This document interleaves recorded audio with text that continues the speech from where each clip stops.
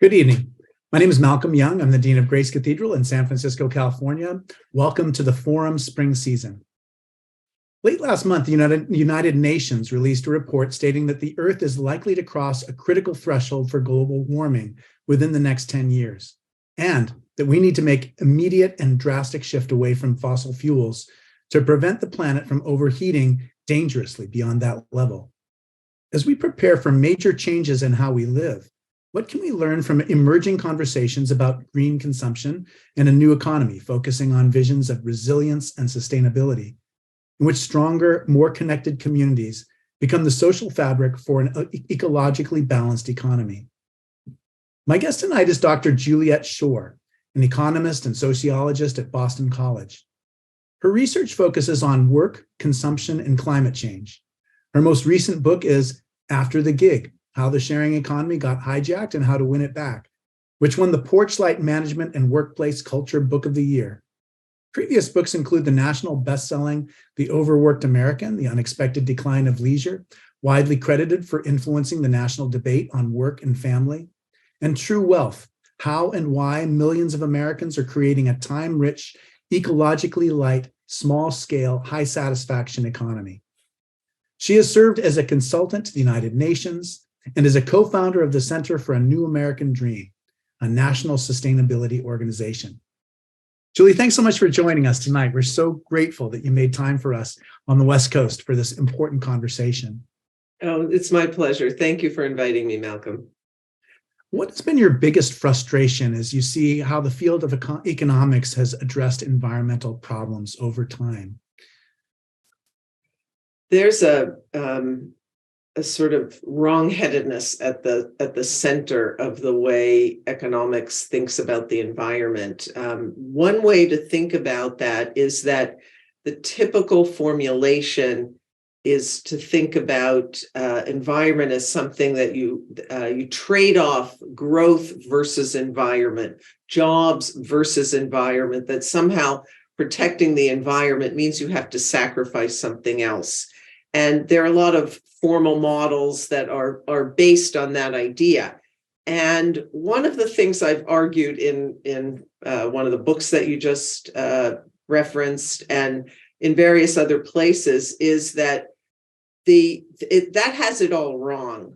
It's one thing if you're just talking about, well, should you build a park or a factory? But when you're talking about the kinds of environmental issues that we're dealing with today, which are survival issues, we're talking about the climate system, biodiversity, nitrogen, sort of the main ecological relationships that keep us alive, that if you undermine those, you undermine not only production, but life itself. Our ability to breathe, water, to create, grow food, etc. And economics, modern economics, delinked itself from the material world in a really profound way. Classical economics, the economics of Smith, Ricardo, Marx, they were all Malthus, totally rooted in the material world. But when we come to the 20th century, it gets unmoored, and you have economists thinking that somehow we can just produce out of air. Yeah, that's fascinating. I wonder if you can talk just about some modern thinkers who are proposing new ideas. I mean, I remember having an environmental economics textbook in the 1980s, and it was basically about the tragedy of the commons, about just, and the older I've gotten, the more that just seems like such a false kind of narrative, a false opposition. Like, it's not like you have to choose one of those two different things. But maybe you can talk a little bit about how we got from just kind of the tragedy of the commons to the way that we look at these problems now. Yeah, the tragedy of the commons is fascinating. First of all, it was a biologist, Garrett Hardin, who wrote about it. He was worried, like many scientists were in the 1960s, about overpopulation. I mean, that was the period of the most rapid population growth in human history. And it's true that if it was on an exponential growth path, but that's it wouldn't have continued that way. And in fact, it didn't. Lots of things happened, and population growth rates came way down. And of course, in many countries, we're under replacement population now. But Hardin was just accepted. So the idea was, well, you just can't manage commons, and that tragedy of the commons is that people will always degrade commons, and so you have to stop them from doing it. With his view was with a coercive central authority, i.e. the government, and so something like the Chinese pretty draconian fertility policies, the one-child policy, that was the kind of thing he advocated. When I teach tragedy of the commons, I always make sure to remind my students that Hardin had a lot of children himself, and yet he was saying that nobody else could. So anyway, but that the idea, it sort of really confirmed the biases of modern economics. And it was a political scientist who came along, Elinor Ostrom. She did end up getting the Nobel Prize in economics, the first woman to have gotten one. And she wrote a book in which she presented cases from all around the world of people who had been able to manage commons sustainably, not just for years and decades, but hundreds and even millennia. Yeah. Commons like the alpine meadows in the Swiss Alps, or dams in river irrigation and dams in Indonesia, the Spanish water systems. Spain is a very dry country, but there are incredible irrigation systems in place in Spain. And you can even go in Valencia, which is the area that she mainly talks about. There's a water court, which I was able to visit, not on the day it was active, but last year, which is still going. It's been going since the Middle Ages. And every week they hear disputes about water, but they have been able to maintain sustainable water use over these hundreds and hundreds of years. It's democratic.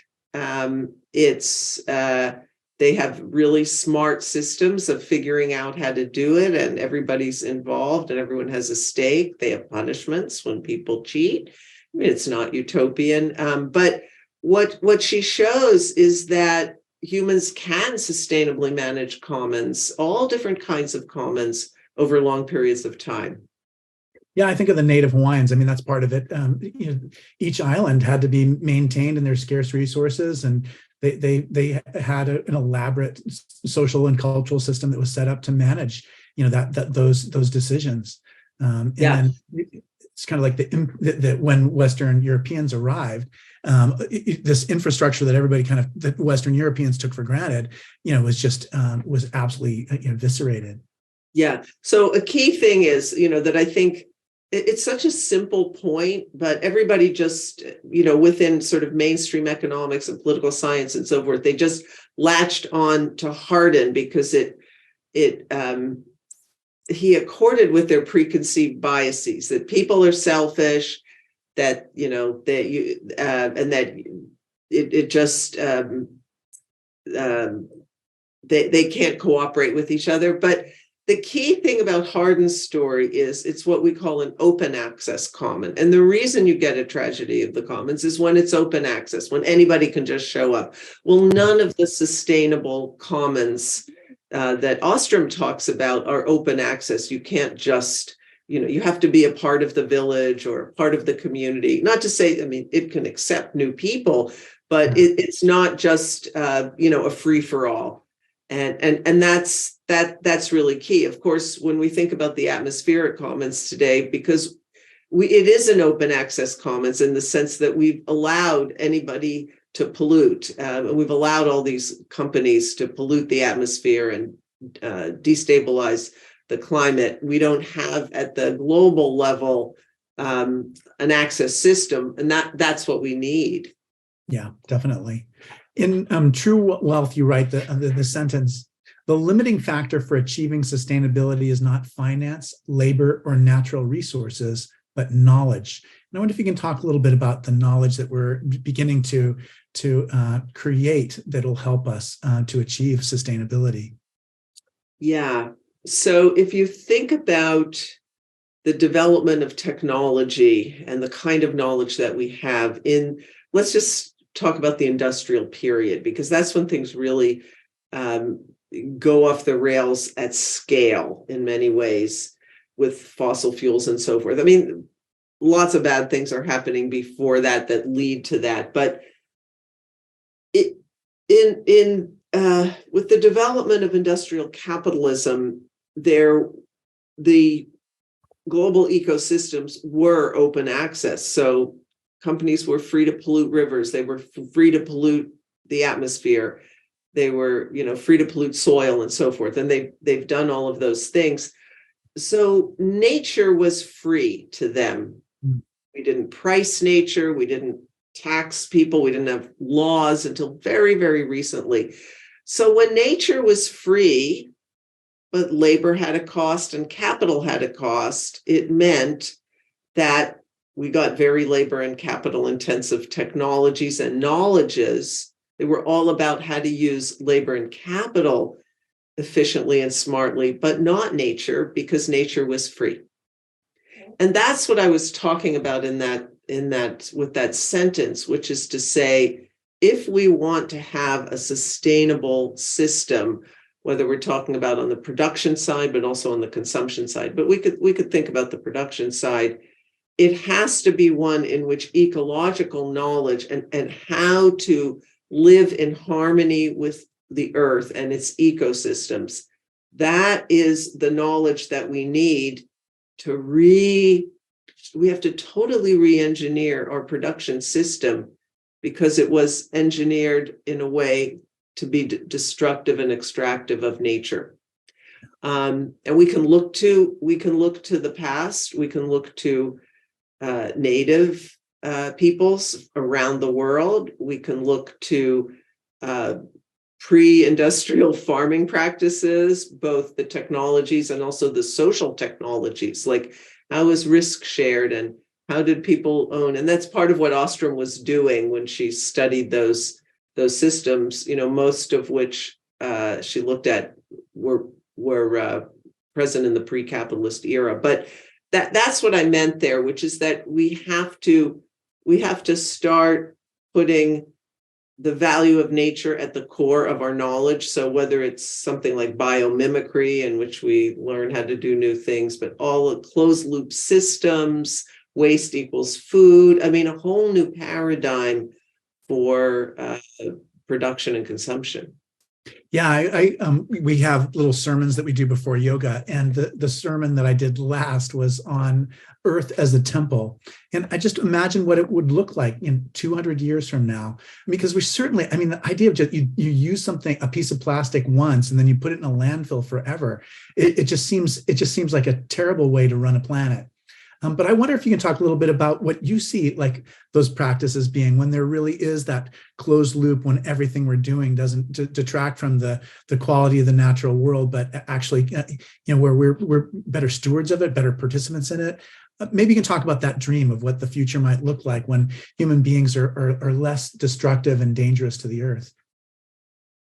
Yeah, a lot of what I've worked on is less that the production side. So what does manufacturing look like, or agriculture? But I focus a lot on lifestyle and, how do we live as, what does consumption look like? What do our work patterns look like, et cetera? So in my work, I focused on two things. One is work and working less. And using productivity growth not to just create more and more and more, because I think that here's an important point. So far, we've been talking about the type of production that we do, or, sort of how to manage a commons safe, sustainably, or how to produce in a closed loop system. But there's also the question of scale. And the question of scale is really key. Mainstream economists sort of have the idea that we can just grow forever, infinite growth. And of course, there's the famous aphorism, you can't have infinite growth on a finite planet. And the economists will come back and say, well, you can have infinite growth in dollar terms on a finite planet. But in fact, dollars and materiality are still connected. Right, exactly. So I think there are two parts to it. One is we learn how to consume differently, and we can talk about that in a minute. But let me just stay on the working less. So if we are going to keep scale, within a manageable place, and right now the human footprint in terms of scale on the planet is too big. It has to shrink. And it's going to, we're going to shrink it through sort of dematerialization and the closed loop and all of that. But it also means that we can't, as we're doing that, we can't just try and produce more and more and more and more all the time. Especially in wealthy countries. I mean, we have, phenomenal material lives. We have material surfeit in many things. So what are we going to do as we keep having productivity growth and learning how to do things smarter and so forth? And the answer to that is we need to take that productivity growth, at least a good part of it, and put it toward working less, giving ourselves time, because that's the thing that we are very poor in. I called that book True Wealth because I said there are multiple kinds of wealth. Yeah, there's money, financial wealth, but there's also wealth in ecosystems, nature wealth. Exactly, and there's social wealth connections. in our relationships with each other, and there's time wealth. Yeah. And we've lost that time wealth. It's hard for journalists to write news about religion. There's something about religion for me that's just like lovely and wonderful and exciting, but it's hard to write a story that's going to go in the New York Times about it. And so there is the kind of recurring story about just like the decline of religious life in America. And so I'm sympathetic to journalists who have to write something about religion and are looking. But for me, it's not like people have just like had this like metaphysical change. They've changed what they believe, and so they're not going to go to church or synagogue or anymore. To me, it's more about just the colonization of our lives by just like market systems. So like the amount of time in our life that we dedicated to economic markets has just increased over time, and so it squeezes out other kinds of things that we would do. So we're bowling alone, not because we choose to bowl alone, but because we just have hardly any more time for bowling, and it's easier to bowl by yourself than to like coordinate a bowling league. So I wonder if you can talk a little bit about just what you think about that argument, and just your observations as just being the overworked American author. Yeah, well, I do think that's a really key thing, and there are a number of dimensions to it. One is people working more. A second is more dual earner families and single-headed households who then in their scarce free time have to do all that domestic work.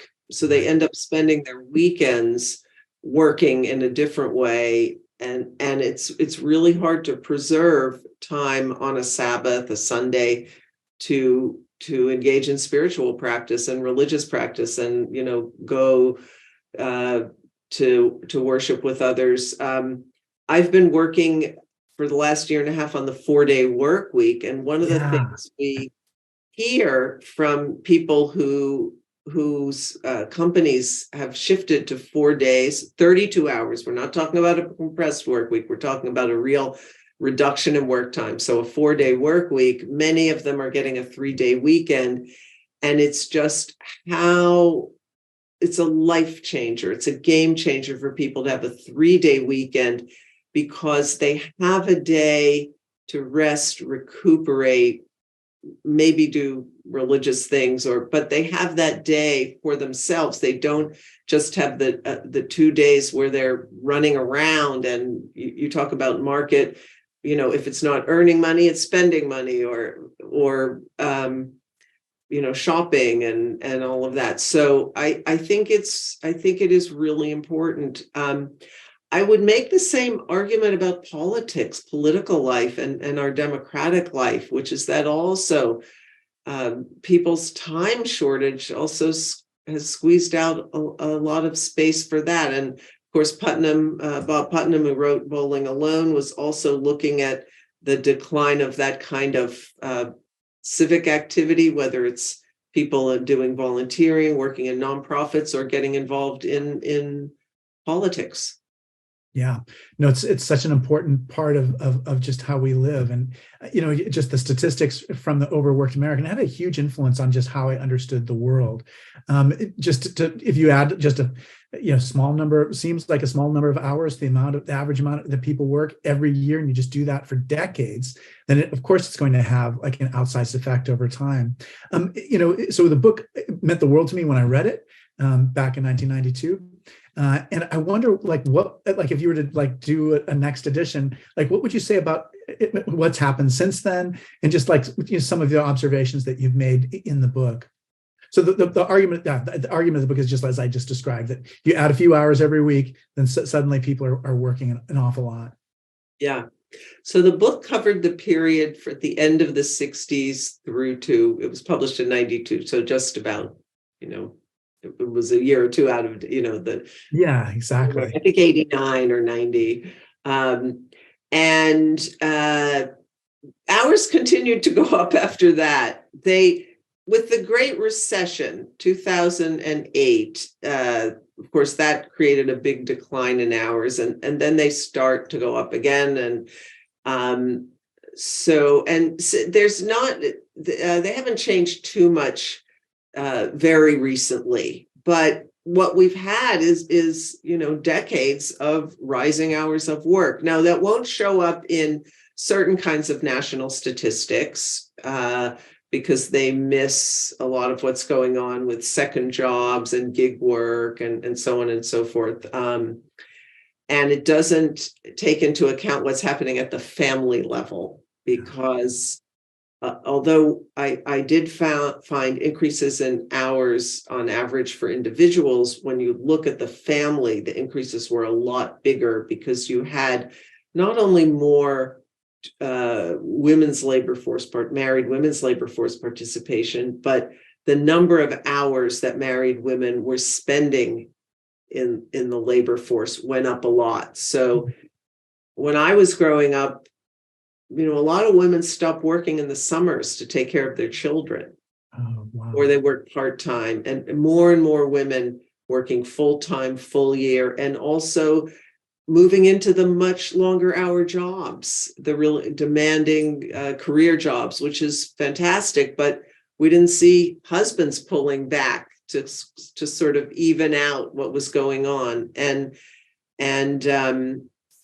in that book, I developed a little model that asked, well, if a woman adds an extra hour of paid work, what happens to her unpaid work? And it only fell by half an hour. So total work burden, paid and unpaid work, went up a lot, especially for women. Yeah, I've definitely, that book made me so aware of just kind of like the dehumanizing qualities of just when that part of, just life is about balance, and when that part of your life just continues to expand, it's hard to maintain the balance. You've been doing this work, and it's just been incredibly important work. I mean, I couldn't even go through all the things that you've accomplished, all the awards that you've received. But as you look back over the last 40 years, what do you see that things that you were wrong about, or things that economists were wrong about in general? Like how have things changed in terms of how we understand what's happening to human beings and the human condition? Well, looking back, say from when I wrote The Overworked American, I was conscious of issues of inequality. And of course, inequality had already begun to increase in the United States. That starts very early. Colleagues of mine were writing about it even in the 70s and 80s. But it's really, at that time, and in the 90s, I wrote a bit about it. It was a sort of the top 20% getting more and more. But what starts to happen in the 2000s is, forget the top 20%, it's the top 1%, the top 10th of a 1%, the top 100th, so that the level of concentration of income and wealth at the very, very, very top. And of course, you're in San Francisco, you see it there. New York, some of the places where it's most evident. I mean, it's happening across the country and the world, but or I live in Boston's one of the most unequal cities in the country. I think a surprise to some, but that's something that I think we didn't see coming, because the extreme inequality, the sort of level of extreme inequality is a lot more than we realized. And that changed a lot of things. So with the Overworked American, I was really focused on, let's use productivity growth to reduce hours of work. And, I was speaking about that 10 minutes ago with you, but I also have to reckon with the fact that workers in the US have not been getting their productivity growth. I mean, in the early decades of the post-World War II era, productivity went up by 3%, wages went up by 3%, but all of that productivity growth has been sort of sucked up by the very, very extreme wealthy at the top, whether it's through the corporations or through the individuals. So that's one thing that I think really, looking back, didn't focus enough on. I read Thomas Piketty's book Capital, and it was very helpful in a number of ways, just to try to think about how do we kind of get back on track in terms of inequality, through taxation, et cetera. And also just, his comments are just about slavery and the impact of slavery, the ongoing the effects of slavery were really interesting. But, one of the strange effects that it has for like Grace Cathedral is, in the old days, you basically were supported by a large number of people making a small gift. And now we're largely supported by a very small number of people making very large gifts. And people say, well, you're just dependent on these very large donors. And I said, yeah, you're right. But if the reality of the situation is that you live in a society of such great inequality, then this is one of those unintended, unexpected outcomes of that. But I wonder if you can talk about some other unintended, unexpected outcomes of having such extreme inequality. Well, I have been thinking a lot about, and I've done some videos where I'm making these arguments, the connections between inequality and climate change, or ecological destruction more generally. This point was first made by a wonderful political economist named James Boyce, who is at the University of Massachusetts. And Boyce was arguing more income and wealth inequality leads to more ecological degradation. So he sort of was making a general argument. And I started doing some modeling on this, looking at extreme or sort of concentration of income. And I've done also for wealth at the top 10% or the top 5 or the top 1. The results are all pretty much the same. And how does that relate to carbon emissions? And it turns out that countries that have more income concentration or increases in income and wealth concentration at the top are associated with higher carbon emissions. And similarly, and then you can also see it across states and, across a lot of units. So it's the inequality crisis and the climate crisis are caused by, they're connected. And so why do I say that? Well, one of the things is that very wealthy donors have been able to they had captured both parties, but now it's pretty much the Republican Party to stop any action on climate. And many of them are fossil fuel producers. Of course, the most well-known are the Kochs, but also there are the corporations which, buy up politicians, capture parties and politicians, and they're stopping action on climate change. We could have had a much sort of easier, smoother, gradual approach to reducing carbon emissions had we started when we first learned about this problem, which would have been, we could have started in the 1980s. And the fact that these wealthy people who had their own profits acting in order to keep their own profits, power, etc., who have blocked effective climate action in this country, which is, we're the key country for what goes on in the rest of the world. Had we led on this, we would not be in the situation that we're in today.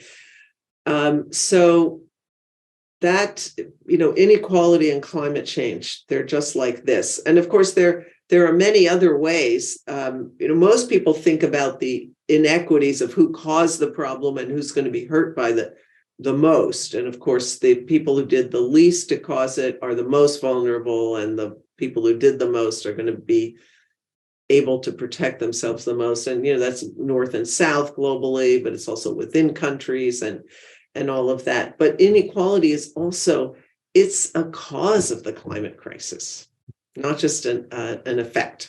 I'm so glad you brought this up. So George Shultz, Ronald Reagan's Secretary of State, was connected with Grace Cathedral before his death. And, he was actually a leader on climate when it came to, the ozone, protecting the ozone layer. And there really was kind of Republican support for big environmental projects like that.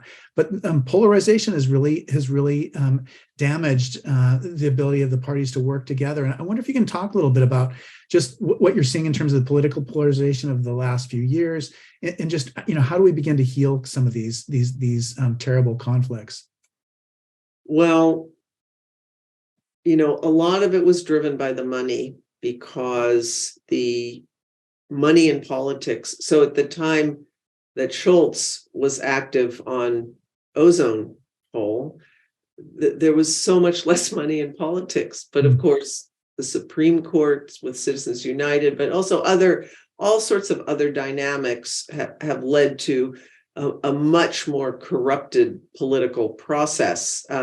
One of the things I'm really proud about is my climate group pioneered a pledge, which was then taken up by the Sunrise Movement and now has been signed by, a huge number of Democratic politicians, elected officials, and candidates, to not take fossil fuel money. And we started that here in Massachusetts. But so that's key. I mean, I don't think you can heal the divisions in the country unless you also deal with money in politics, because it's the culture wars and, a lot of the other things which are tearing people apart are used cynically by people who have agendas, to control what's going on in governments, whether these are local, state, or federal governments. And yes, of course, there's money on both sides, but if we want to talk about climate and sort of, inability to come together on climate, that's on the GOP now. I mean, it was on both parties. I mean, you still have Manchin there, who's really done a lot of damage. So the Democratic Party hasn't completely purged itself of fossil fuel representatives, but he's a real outlier at this point. So money, that's the first thing. I mean, obviously we do need to learn how to talk to each other and so forth, but I think to me, there are these structural factors that are at work that are really key. And I think the other thing is there has been so much hate unleashed by these right-wing forces in this country that it's a genie let out of a bottle, in the sense, I mean, it's always been there, but it's just been the encouragement and the uncapping of it has just led us in a really, really ugly direction. And racism is really at the core of it. And I think that some of these approaches which say, oh, the both sidesism, both sides. Yeah, like it's Charlotte, right. Or that, it's symmetric polarization, or it's symmetric behavior. It is not. It is very, very asymmetric. The right has pulled itself way off into, conspiracy theories and hate and, a whole range of really really heinous stuff that is, may I say to you, very unchristian, in my opinion. It's very hateful. Yeah. And I think we need to call it out for what it is, and insist that we treat each other well. And it's not just about, we all just need to get together in a room and talk with each other. We've got to also call out unacceptable behavior, and there's just more and more of it in this country. That's one of my favorite things just about you as a scholar. I think I love reading the academic work that you publish, but I do appreciate that you're really involved in ordinary people's lives. You don't just point out problems, you're also working with ordinary people to, how to make things better. One of the questions I've always wanted to ask you for years and years was, how did you decide to become an economist? Like, how did you become Julie Schor? Like, when you were 10, there were parts of you that were a little bit like this, but you went in this direction. I would love to hear about how your path brought you to this place. It's funny you asked that, because I did a panel on Monday night about women in economics, and they asked me the same question. There were sort of two parts to it. I think one is, in our society, economics is so much a key part of everything. So I was attracted to it for that reason. Also, I started reading Marx when I was young, and Marx was an economist and a philosopher, and that sort of drew me to those two subjects. That's what I studied as an undergraduate. But I also had a mentor, like a teacher in undergraduate, who was a very charismatic teacher. And this may not mean as much to your audience as it does here in Massachusetts, but one of my classmates was Bill Belichick, who's the coach of the New England Patriots. It's our football team. And this man was also Bill Belichick's mentor. And he made a career of saying that he taught Bill Belichick everything he knew, and that his principles of economics were what he was applying in football. I love that. That's great. But that did matter to me. I think that's a common experience, that you meet a teacher at somewhere along the line who inspires you into a subject, and that happened. George Akerlof was that person for me. I just absolutely loved him, and he gave me the idea for my honors thesis, and it was hard to go to him and tell him that I wasn't going to follow in his footsteps.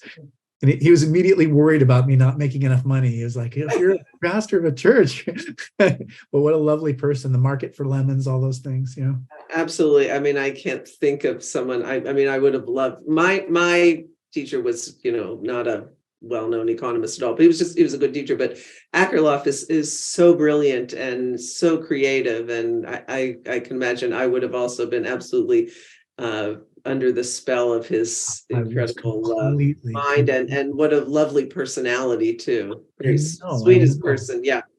Yeah, you get so much out of your teachers, and you don't know how it is that, what part of them is going to be part of you. And I definitely carry a lot of George Akerlof in me.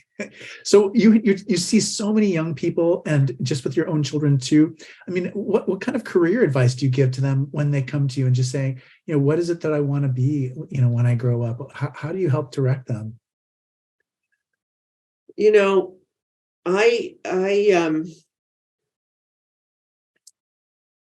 I teach a lot of students, the undergrads, about the ecological challenges that we're facing, and so often when students come to me asking about what to do, it's in the context of wanting to do something to address climate crisis, biodiversity crisis. And one thing I say is that you can work on those issues in any field. Well, sometimes I say just about any field, and I say, like, probably don't go into investment banking. But other than that, I mean, maybe that's changing, but for for much of my career, that's been a really, really hard place. So there are a few occupations that are very hard places to have really good social change and social justice. But for the most part, you can do it in anything. So what is it that what are you passionate about? What do you really care about?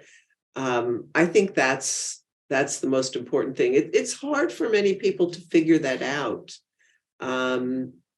And of course, some of the things that people want to do are, in the same way that Professor Akerlof was worried about your ability to make a living. I worry about that a little bit too, sometimes with some of the things that people want to do, because we know, like, if you want to be in the arts, or, if you want to be a teacher these days, the salaries are so low, or, you kind of need to sort of, find a little bit of balance to make sure you're going to be able to support yourself, but also do what you love. And I think most people, are, at least the students that I have, are typically, they're sort of able to figure that out. I think what, kind of what I hate to see students doing is, oh, I'm just going to do this to earn a lot of money, and then I'll do what I care about, because it's so few people, when they go down that path, actually do end up being able to make that shift.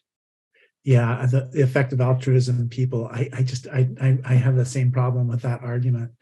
It's just, you're not just giving money, you're giving your life and your life energy too.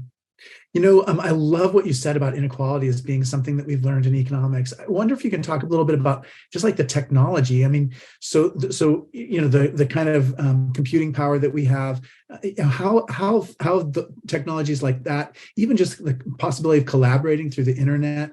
I wonder if you can talk about just technology and how it's changed your field over the last 30 years.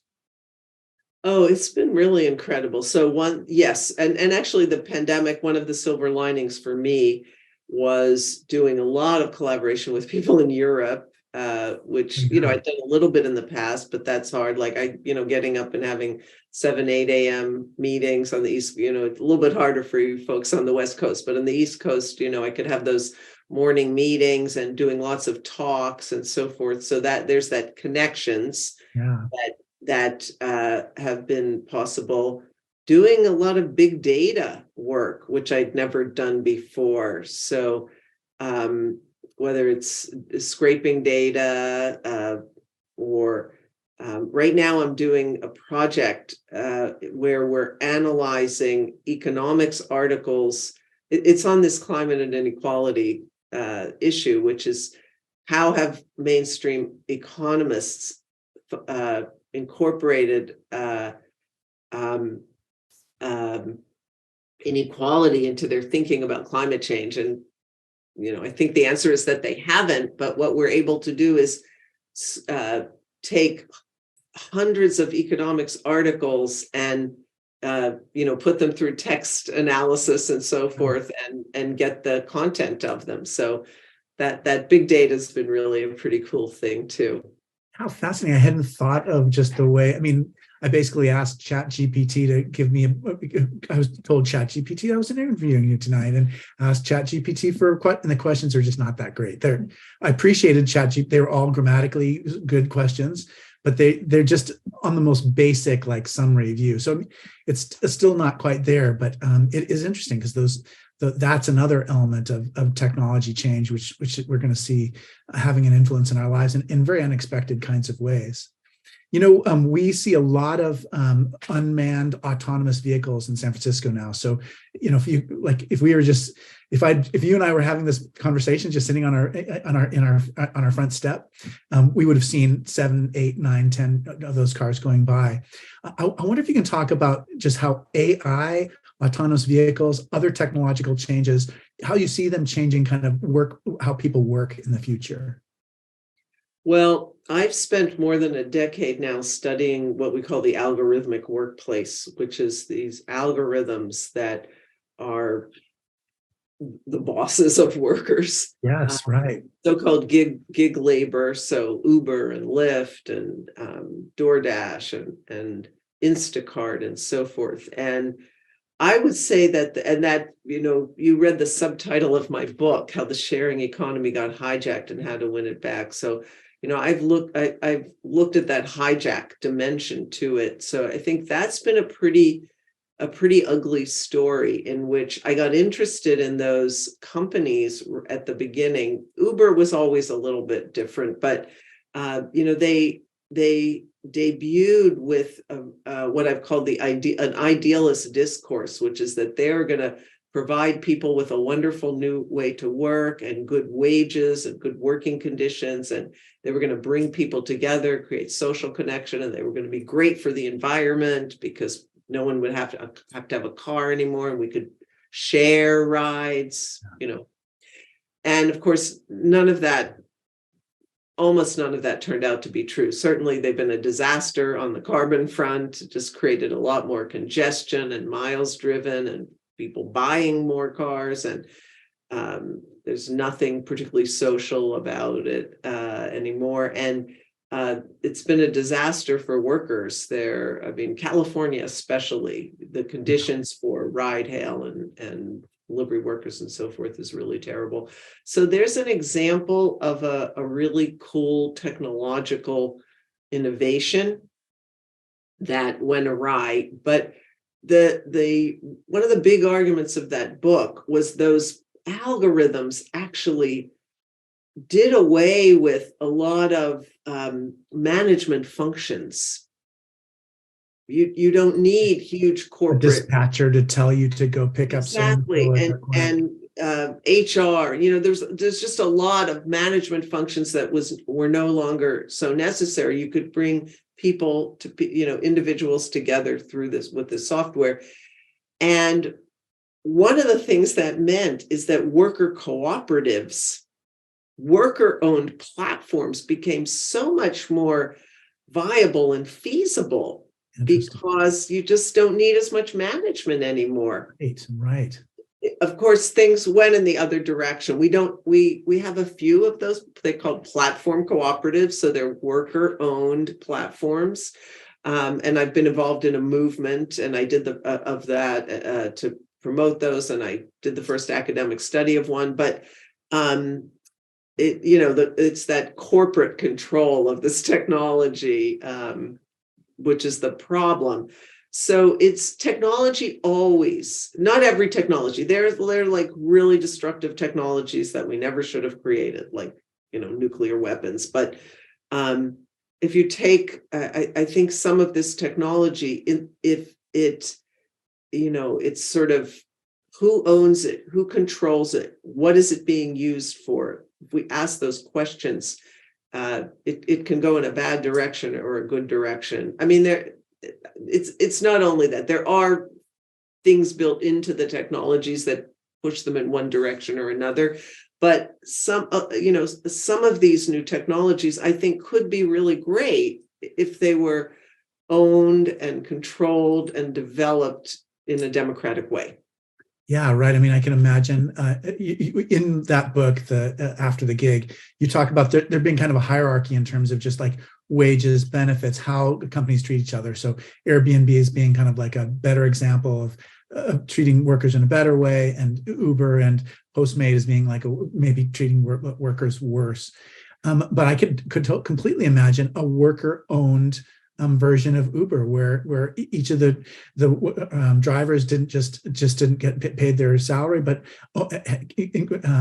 benefited from the increase in the value of the company. But we decided not to do it that way. Yeah, well, there are some, but they're small. There's one in New York, the Drivers Co-op, that's actually it has it's got a few thousand drivers at this point, so it's one of the bigger ones. There are a lot more of these in Europe, and they're a bit more in Canada. There are house cleaners who are organizing on platforms, and so it's starting, but compared to the scale of Uber or Lyft, very small at this point. I've been thinking, as I was looking back, I mean, I've read so many of your books. I didn't even realize it until I started preparing for today's thing. I was like, but I wonder if you can talk a little bit about just like publishing books and just books as a way of communicating with people, and how that's changing over time. And just how do you get these ideas out, and how do you share them with other people? Yeah, I love to write books, and the Overworked American, which was my first book for a broad audience, I wrote I published in 1992, as we said, so that's a long time ago. One of the things that I felt over time, as the internet has developed and we have blogs and podcasts and so many other ways for people to get information. And one of the things we know is that, they have shifted to getting a lot of information in that way. So the last time this actually was, I think I realized it with the True Wealth book, which I wrote during the Great Recession, the financial crisis. It's like we're at a point now where for someone to buy a book, it has to have an enduring value. It's got to be really something that they can't just get by going online, and something that's going to last, and something that is going to be worth paying money for when you can get so much free. Or I realize people can go to libraries too, but so I feel in a way it's sort of raised up the ante for me as a writer, and probably has for others too, to say like, this really needs to be important and good. And it's not just, there are a lot of books that somebody wrote a really good sort of long magazine article, and then a publisher comes along and says, oh, turn this into a book. And you read the book and you think, that really should have been an article. And well, actually it was, and you didn't need to read the book because you. So what are you writing that's really going to last, and that you need that long format for, that you couldn't just, write some articles and put them out there. So that's one thing that I think about. Of course, also writing a book, you put a lot of effort into one does, I do, into the writing itself, writing and rewriting and rewriting and rewriting, and you carve out I carve out about a year of time to write a book, so I can do all of that rewriting, which, if you're just, writing for online or something, a magazine, you don't have that kind of time. Just write about really important things. And, I do the kind of writing that it's research. I have research that then I write up. Of course, other, many books are different than that. And, there's also fiction and. Yeah. Well, I love what you said. I mean, in the old days, there were two kinds of books. There were timeless books and timely books.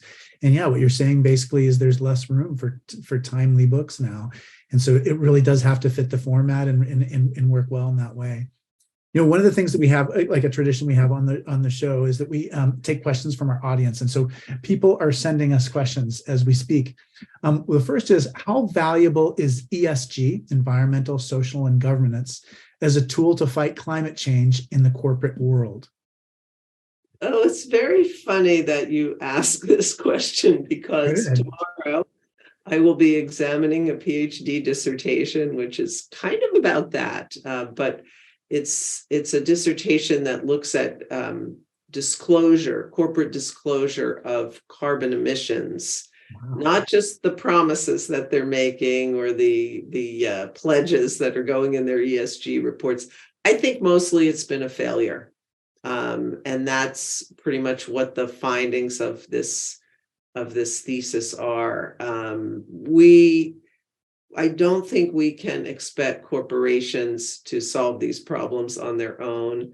We've got to have really strong government action, and we need laws to stop that make these corporations stop polluting. And corporations are really at the core of the climate problem in terms of being such a key part of emissions. Yeah, definitely. Yeah, and I agree with that. Here's another question. How has racism and cultural bias contributed to our current climate crisis? And it's a question about wiping out of indigenous knowledge. How does that contribute to our current circumstances? Should indigenous peoples and under-resourced populations be leading and educating on maintaining balance with the earth and creating healthy, less frenetic lifestyles and meaningful communities? So that's the question. Yeah, great question. Yeah. So two parts to that. I would say on the first part about racism, I think it's been really key. I mean, I talked about economic inequality, and I could have and should have also added in there that racism is key here. I don't, because I don't think it's an accident that it's the legacy, so-called legacy polluters, the people, the countries and the people in the world who have contributed the most to climate change are white, and the people who are most vulnerable are Black, brown, Indigenous. When I go, my husband is Indian. When I go to India and I see what's going on and experience the incredible increases in temperature there and the dangers that is creating, and the dangers of water scarcity and so forth. And I just think to myself, like, people in the United States have no idea about how people live, and they don't care. They don't care that there are going to be just unbelievable numbers of people dying in places like India and sub-Saharan Africa because of the fact that we're driving around with SUVs, or we're letting the Cokes drive our government policy, and so on and so forth. So I think it's really key.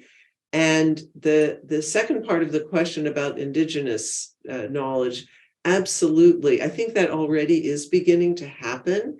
And when I was talking about ecological knowledge earlier and biomimicry and so forth, and that's and I made the point that, you know, part of that is looking to Indigenous people and pre-modern ways of living in harmony with the earth, and part of it has a quote unquote high tech aspect to it. I think it's both. But yes, and I feel like in the last couple of years, the role of Indigenous people in leading climate movement, for example, has really come up, and it's been really powerful and important. I mean, think about Standing Rock and you know, a number of other ways in which Indigenous leaders have been at the forefront of the climate movement. You know, I wonder if you can talk a little bit about just being in an interracial relationship. Your Prasannan, your husband, is one of my heroes.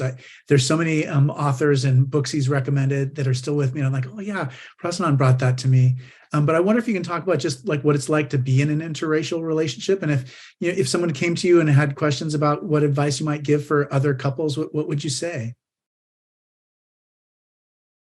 I don't know. I think it hasn't been very hard. You guys look like, you guys make it look easy. I'll just say that. Yeah, I think part of it is the culture that he comes from and the culture that I come from have a lot of affinities. One of his uncles once said something to me like, "Oh, we're like the Jews of India." I'm Jewish. Yeah.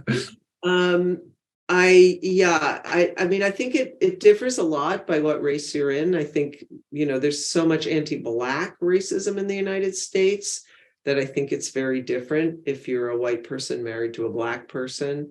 It's just I think it's been easier for us. Yeah, that's a great observation. They're not all the same. You know, our relationships, each one of them is, and we're all married to people who are different than us, and it's how do you navigate those differences? Well, you're also in one, right? So exactly. You can maybe you have wisdom on that. I definitely think about it a lot.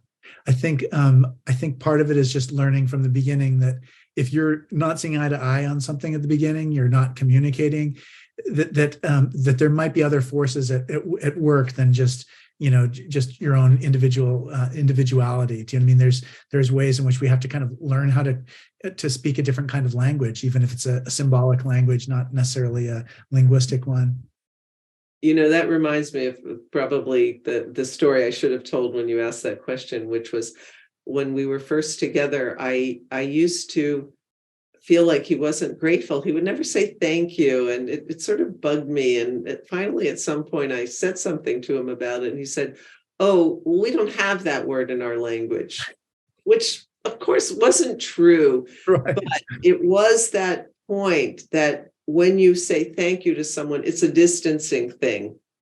Interesting. Because it's like, or you're truing up the relationship. You did something, now I'm giving you something back, a thank you. And it's what people who have a lot of separation might do.